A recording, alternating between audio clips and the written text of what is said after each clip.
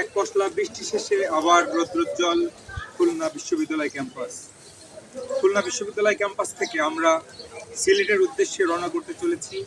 উদ্দেশ্য আপনাদেরকে বাংলাদেশের চা সংস্কৃতি বিশদভাবে তুলে ধরবো এবং সেই সাথে সাথে বাংলাদেশের চা সংস্কৃতিতে যে অভ্যন্তরীণ সমস্যাগুলো রয়েছে সেই সমস্যাগুলো আমরা চিহ্নিত করার চেষ্টা করব এবং তার সমাধান কি হতে পারে সেটাও আমরা তুলে ধরব।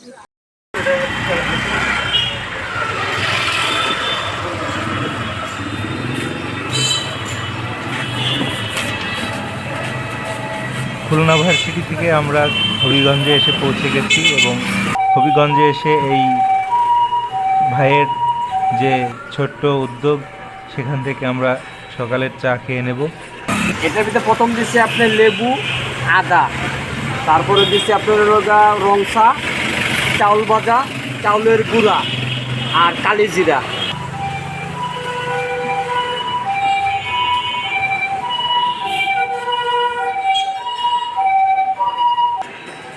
খুলনা থেকে সিলেটের উদ্দেশ্যে রাতভর ভ্রমণ শেষে আমরা সকালে যখন শ্রীমঙ্গলে এসে পৌঁছালাম, এখানে আমরা বেশ কয়েক ধরনের রেস্টুরেন্ট থেকে শুরু করে টং দোকান থেকে শুরু করে খোলা চায়ের দোকান, বিভিন্ন রকম চা সংস্কৃতি আমরা এখানে দেখতে পেয়েছি এবং সেটাই আপনাদের সামনে তুলে ধরছি।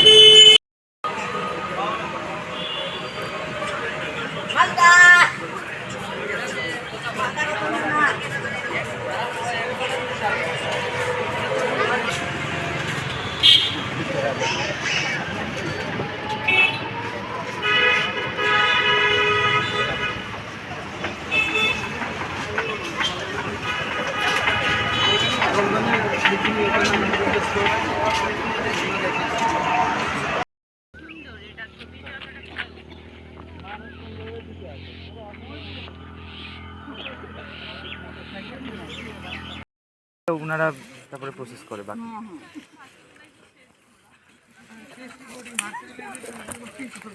চা খাই আমরা, এটা হইলো কেউ সাথে নিয়ে আসে, ওই যে দুইটাই বুঝলে রং চা বানিয়ে নিয়ে আসে, ওই লোপন দিয়া সাথে নিয়ে আসলে এই কাজে মাথায় কাজ করে দুপুরে পাতাও জুন দেওয়ার পরে 12টা দুপুরে পাতাও জুন দেওয়ার পরে এই চা পাতা বোতা বানায় কিছু তারা নাস্তা করার পরে এই রং চা তারা খায়।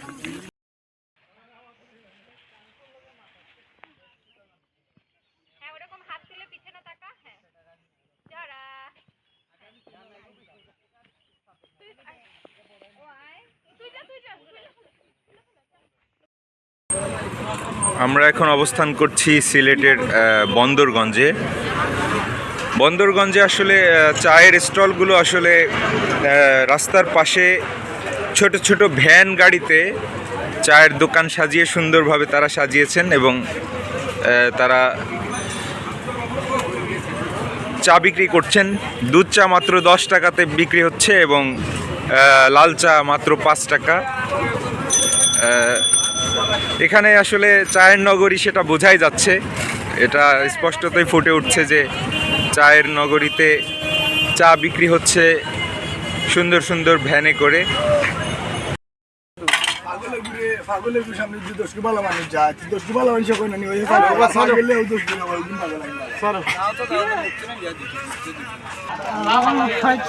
চায়ের টেস্টটা বেশি ইম্পর্টেন্ট।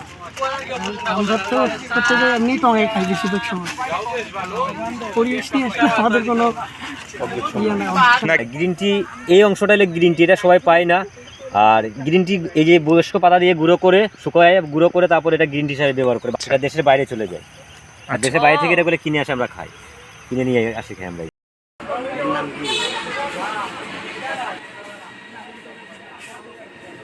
ভাই এইখানে যত চা আছে সবগুলো কি সিলেটের চা? একটু বলেন, একটু মানে স্পষ্ট করে বলেন, শুনতে ভালো লাগবে। সিলেটের যে বস্তার মধ্যে গায়ের মধ্যে লেখা আছে প্রতিটি বাগানের নাম। এটা হলো উত্তরবাগ, এই সপ্তাহের মাল তাহলে বাগ করা আছে। আচ্ছা আচ্ছা, আপনার এখান থেকে কি সারা বাংলাদেশে মালামাল যায়? আচ্ছা আচ্ছা।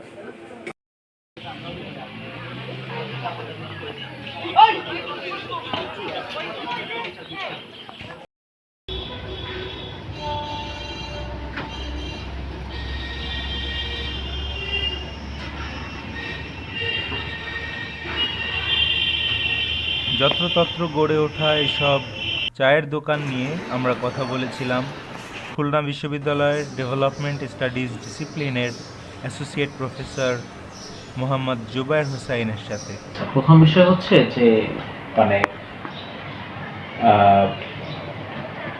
আলোচনাটা যেহেতু চায়ের দোকান বা এই কেন্দ্রিক আর কি, আমি ওইখান থেকে বলি যে প্রথম বিষয় হচ্ছে যে যেই মানুষগুলো এই কর্ম করে খাচ্ছেন তাদের আসলে মানে ক্যাপিটাল তো খুব বেশি কিছু না, তেমন কিছুই নেই। চায়ের দোকান হচ্ছে সবচেয়ে ইজিয়েস্ট ভেঞ্চার। মানে আমার যদি চা পাতা থাকে আর যদি আমি কিছু বিস্কুট রাখতে পারি তাহলে আমি একটা চায়ের দোকান দিয়ে ফেলতে পারি, তারপর সেখান থেকে যতটুকু লাভ আমি সেটা একটু বিড়ি সিগারেটের ব্যবস্থা করতে পারি। এখন এত সহজে এত কম ক্যাপিটালে কিন্তু তুমি খুব সহজে অন্য কোনো ব্যবসা তুমি লঞ্চ করতে পারবে না। এবং আরেকটা বিষয় হচ্ছে বাংলাদেশের মানুষের যেহেতু আসলে মানে কি বলবো যে টাকা পয়সার অভাব আছে, ফলে চায়ের উপর এক ধরনের ডিপেন্ডেন্সি আছে। আমি একবার দেখেছিলাম যে এক রিক্সাওয়ালা উনি বলছিলেন যে দিনে 10-12 কাপ চা খান। এখন দিনে 10-12 কাপ চা খাওয়া কিন্তু খুব আনহেলদি, কিন্তু দিনে 10-12 কাপ চা যিনি খাচ্ছেন তিনি বলার চেষ্টা করছেন যে তার একবেলা খেলেই চলছে। তার মানে এই যে হয়তো 4 টাকা, আমি যখন বলছি তখনকার সময় এরকম দুধ চা 5 টাকা খাওয়া যায়, তার মানে হয়তো 5-10-50 টাকা চা খেলে আর সকালে যেটা বন্ডটি খান বা দুপুরে যদি একটা বন্ডটি খান তাহলে কিন্তু তিনি সার্ভাইভ করতে পারছেন। যদি তুমি কোনো হোটেলে গিয়ে কিন্তু আসলে 120-25 টাকার নিচে কিন্তু খাবার খেতে পারবে না। তো এই বিষয়গুলো আসলে এড়িয়ে যাওয়ার সুযোগ নাই। মানে আমার বিষয়টা হচ্ছে যেই মানুষগুলো চায়ের দোকান দিচ্ছেন এখানে এক ধরনের কি বলবো ইন্টারডিপেন্ডেন্স আছে। অর্থাৎ যারা চায়ের দোকান দিচ্ছেন তার রিসোর্স নাই, তার ক্যাপিটাল নাই, তার ফলে তার জন্য চায়ের দোকান দিয়ে দেওয়া খুব ভালো কাজ। এবং এখানে রাস্তার পাশে জাস্ট একটা ছোট্ট টুল নিয়ে এবং একটা টেবিল নিয়ে বসে গেলেই হয়ে যাচ্ছে। আবার যারা এটার মধ্যে যারা যাচ্ছে তাদের কাছে একটা ইউটিলিটি আছে, কারণ যেহেতু এখানে পশ কোনো কিছু নাই, ওই 4 টাকা 5 টাকা দিলে 1 কাপ চা পাওয়া যাচ্ছে, একটা 5 টাকা দিলে বন্ডটি পাওয়া যাচ্ছে। 1 কাপ দুধ চা একটা বন্ডটি খেয়ে কিন্তু এখানে রিক্সাওয়ালা হয়তো আধা বেলা কাটিয়ে দিচ্ছে। দুপুরে হয়তো সে আবার একটু চা খাবে বা অন্য কিছু খাবে, হয়তো একবেলা ভাত খেতে পারে, আর রাতে দিনভর চা খাচ্ছে, বাসায় হয়তো ভাত খাচ্ছে। তার মানে এই যে পারস্পরিক ইন্টারডিপেন্ডেন্স, অর্থাৎ যিনি খাচ্ছেন তারও টাকা নেই, যিনি দোকানটা দিচ্ছেন তারও টাকা নেই। ফলে ওই লো কস্টে যে অপারেশন সেটা করতে গিয়ে আসলে এইটার অল্টারনেটিভ তৈরি করা মানে খুব দুষ্কর, এটা পাওয়া যাবে না বললেই চলে।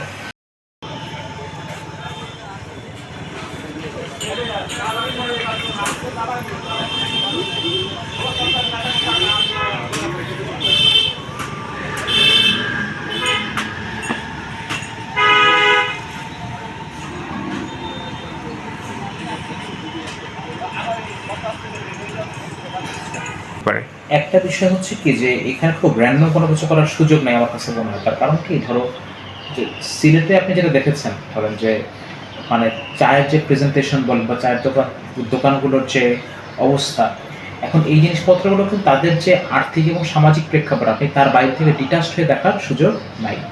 সিলেট কিন্তু খুবই ধনী একটা জায়গা, বেশিরভাগ মানুষ বিদেশে বসবাস করে, ফলে তার যে রুচি এবং যেই মানুষগুলো চায়ের দোকান দিচ্ছেন ওখানে তাদের যে রুচি, তার যে ইকোনমি ক্যাপাসিটি, দুটো কিন্তু সাপ্লাই ডিমান্ড একটা ব্যাপার আছে। অর্থাৎ যিনি এখানে যাচ্ছেন তিনি তো র্যান্ডম কোনো মানুষ নন, দীর্ঘদিন তিনি বিদেশে থেকেছেন, তার একটা রুচিবোধ আছে। আবার তাকে যিনি চাটা সার্ভ করছেন তিনি নিজেও হচ্ছে হয়তো একটা বিদেশগামী লোকের কিংবা একটা বিদেশে থাকে এরকম লোকের প্রবাসী মানুষের আত্মীয় স্বজন, ফলে এক ধরনের গিভ এন্ড টেকের ব্যাপার আছে বা এক ধরনের পারস্পরিক বোঝাপড়া আছে, ইন্টারডিপেন্ডেন্স আছে।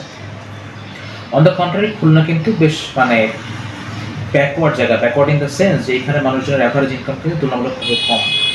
ফলে চাইলেই আসলে ওই যে ট্রানজিশন বা ওই যে কম্পারিজন এটা আসলে করা যাবে না। দক্ষিণবঙ্গ দীর্ঘদিন ধরে অবহেলিত, ফলে চায়ের দোকান তো আসলে কিছু নেই, it's a representation, visual representation of what we have. হ্যাঁ, ফলে সিলেটে যে লোকের চায়ের দোকান দিচ্ছে সেটা যেমন তার ইকোনমিক ক্যাপাসিটি বা তার যে ক্যাপিটালের উপরে তার যে দখল বা ক্যাপিটালের তার যে অ্যাক্সেস, সেইটার আমার একটা যিনি চায়ের দোকান দিচ্ছেন তার রিপ্রেজেন্টেশন করে তার ক্যাপিটালের উপরে যে অ্যাক্সেস সেটাই রিপ্রেজেন্ট করে। এখন এখানে ওই যে বেটার কি হইতে পারে সেটা হচ্ছে যে হয়তো মানে ইনসেন্টিভ দেওয়ার চাইতে পারে আর কি, যে ব্যক্তি উদ্যোগে মানে যদি এরকম থেকে থাকে যে কেউ কেউ হয়তো ভালো কিছু করার চেষ্টা করছেন, হয়তো সেটা সরকারের তরফে কিংবা সামাজিক সাংস্কৃতিক সংগঠনের তরফে হয়তো উৎসাহ দেওয়া যেতে পারে, কিংবা হয়তো একটু সচেতনতা বৃদ্ধি করা যেতে পারে, যে এটা যে খুব বেশি কষ্ট বৃদ্ধি না করে হয়তো চা পরিবেশনের যে আর্টিস্টিক ওয়েতে এটা করা যেতে পারে। হয়তো খুব বেশি কষ্ট তাতে ইনভলভ নাই, কিন্তু হয়তো একটু বেটার হয়তো সার্ভ করা যেতে পারে, কিংবা পরিবেশ একটু বেটার করা যেতে পারে। এই ওয়ে আউটগুলো আসলে আমাদের বের করতে হবে। এটা এই মুহূর্তে র্যান্ডমলি বলা খুব ইম্পসিবল যে কী করা উচিত। তবে আমার মনে হয় চেষ্টা করে দেখা যেতে পারে যে একজন মানুষ যিনি কলরোডে চা বিক্রি করছেন তাকে কি ইনসেন্টিভ দিলে পরে, বা ডেফিনেটলি ওই কস্টের উপর একটা নিয়ন্ত্রণ থাকতে হবে, অর্থাৎ কস্ট খুব বেড়ে যাবে না, কিন্তু হয়তো তার ইনকাম বাড়বে।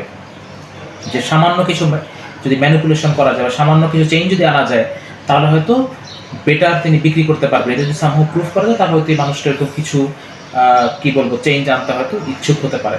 কিন্তু এই কম্পারিজন আসলে যাওয়া যাবে না। তার কারণ হচ্ছে এইখানের যে জনগোষ্ঠী, এখানে যারা চা পান করছে, তারা যে অংশকে রিপ্রেজেন্ট করে, তার পক্ষে কিন্তু এই বেশি কস্ট দিয়ে এটা অ্যাফোর্ড করা সম্ভব না। সেটাই আমার মনে হয় আর কি।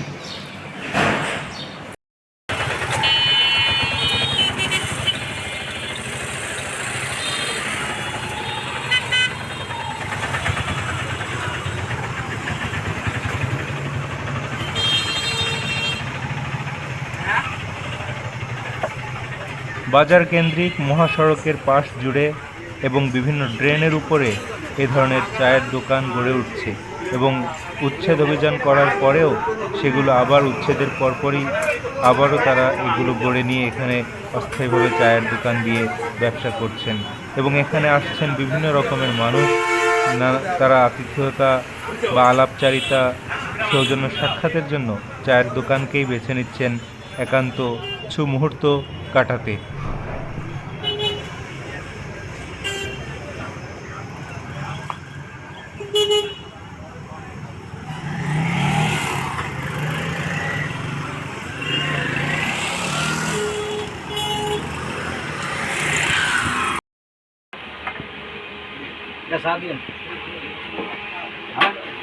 প্রতিদিন হাত খালি হলে একটা চা দিয়েন।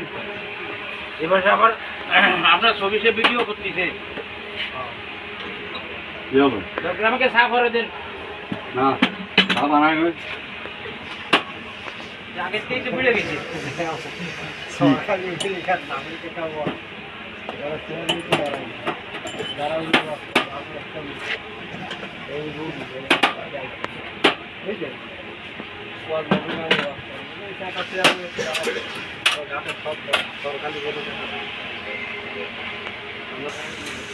এই যে কথা কিছু ছবি উঠিস এবার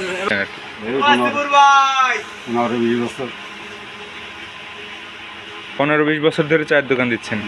আচ্ছা, চায়ের দোকান 15-20 বছর দিচ্ছেন, আপনার তো ইনকাম হয় নিশ্চয়ই কিছু না কিছু, তাই না? তো চায়ের দোকান দিয়ে 4 তলা বিল্ডিং করেছে। আচ্ছা, চায়ের দোকান দেওয়ার পরে আসলে যে ইনকাম হয়েছে তার থেকে সেভ করে আপনি কি দোকানটারে আরও উন্নত বা আরও সুন্দর করতে পারেননি, বা এই ধরনের কোনো সুযোগ ছিল না? আপনার দোকান তো অনেক জরাজীর্ণ, এটা এরকম কেন দাদু? যা আয় করি যত খাওয়া হয়ে যায় সংসারে, চালের দাম বেশি, তেলের দাম বেশি, এইগুলো করতে করতে তার দোকান উন্নতি করতে পারতেছি না। এই কোনো রকম না আগে বাঁচতে পারতেছি। আমার কি অবস্থা কি হবে? সুন্দর হলে পরিবেশটা যদি ভালো করে আরো লোকজন আসবে, আরো বসবে, কিন্তু এত নোংরা পরিবেশ দোকানে। এরকম হওয়ার কারণ কি আপনার মনে হয়? জায়গা ভালো, জায়গা পাকা না, জায়গা বন্দোবস্ত না। জায়গা সব ঠিক আছে, জায়গা নিয়ে কোনো সমস্যা না, জায়গা কিন্তু উনি এটা গায়ে বাঁধায় না, উনিও গায়ে বাঁধায় না, ওনার ছেলেও নিয়ে গায়ে বাঁধায় না। আর কাস্টমাররা কি গায়ে বাঁধায়? হ্যাঁ, কাস্টমাররা কি গায়ে বাঁধাবে? নিজেরটা নিজে সৌন্দর্য রাখতে হবে। খুলনার চায়ের দোকানগুলো আসলে অনেকটাই যত্রতত্র গড়ে উঠেছে। এগুলো সবই চায়ের দোকান, যদিও এখনও খুলেনি দুপুরবেলা। এই চায়ের দোকানগুলো সাধারণত আড্ডা, চা পান এবং বিভিন্ন রকম অবসর যাপনের মাধ্যমে মানুষ এসব জায়গায় সময়গুলো ব্যয় করে থাকে। এগুলো সবই চায়ের দোকান, এবং এভাবেই আসলে অবকাঠামোগত পরিবেশ বিঘ্নিত হচ্ছে খুলনায়।